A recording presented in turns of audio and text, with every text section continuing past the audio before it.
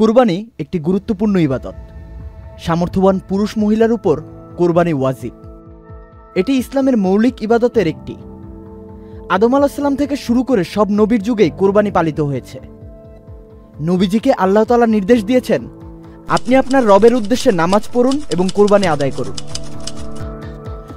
অন্য আয়াতে এসেছে, হে রাসূল, আপনি বলুন, আমার নামাজ, আমার কুরবানি, আমার জীবন, আমার মরণ রাব্বুল আলামিনের জন্য উৎসর্গিত। আজকের প্রতিবেদনে আমরা কুরবানির গুরুত্বপূর্ণ কিছু মাসালা সম্পর্কে জানব।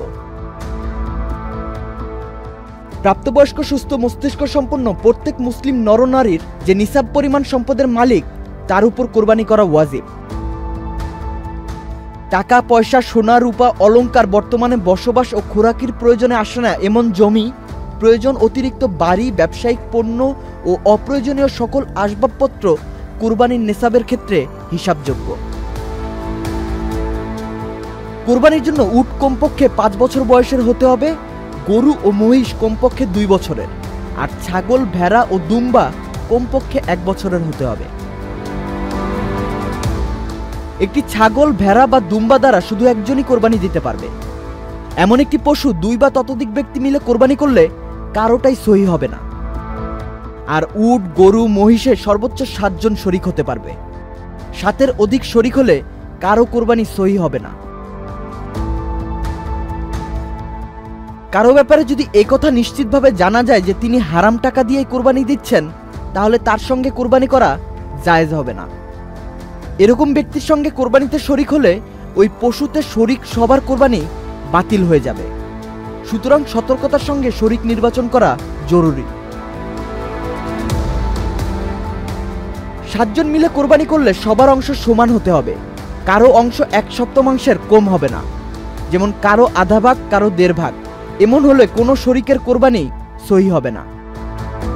উট, গরু, মহিষ 7 ভাগে এবং 7-এর কমে যে কোনো সংখ্যা, যেমন 2, 3, 4, 5 ও 6 ভাগে কোরবানি করা জায়েজ। কুরবানির গরু, মহিষ ও উটে আকিকার নিয়তে শরিক হতে পারবে। এতে কোরবানি ও আকিকা দুটোই সহি হবে। ছেলের জন্য 2 অংশ আর মেয়ের জন্য 1 অংশ দিতে হবে। এমন শুকনো দুর্বল পশু যা জবাইয়ের স্থান পর্যন্ত হেঁটে যেতে পারে না, তা দ্বারা কোরবানি করা জায়েজ নয়। যে পশুর একটি দাঁতও নেই বা এত বেশি দাঁত পড়ে গেছে যে ঘাস বা খাদ্য চিবাতে পারে না, এমন পশু দ্বারা কোরবানি করা জায়েজ নয়। যে পশুর লেজ বা কোনো কান অর্ধেক বা তারও বেশি কাটা, সে পশুর কোরবানি জায়েজ নয়। আর যদি অর্ধেকের বেশি থাকে তাহলে তার কোরবানি জায়েজ। তবে জন্মগতভাবেই যদি কান ছোট হয় তাহলে অসুবিধা নেই। কয়েকজন মিলে কোরবানি করার ক্ষেত্রে জবাইয়ের আগে কোনো শরিকের মৃত্যু হলে তার ওয়ারিসরা যদি মৃতের পক্ষে থেকে কোরবানি করার অনুমতি দেয়, তবে তা জায়েজ হবে। নতুবা ওই শরিকের টাকা ফেরত দিতে হবে। সেক্ষেত্রে তার স্থলে অন্যকে শরিক করা যাবে।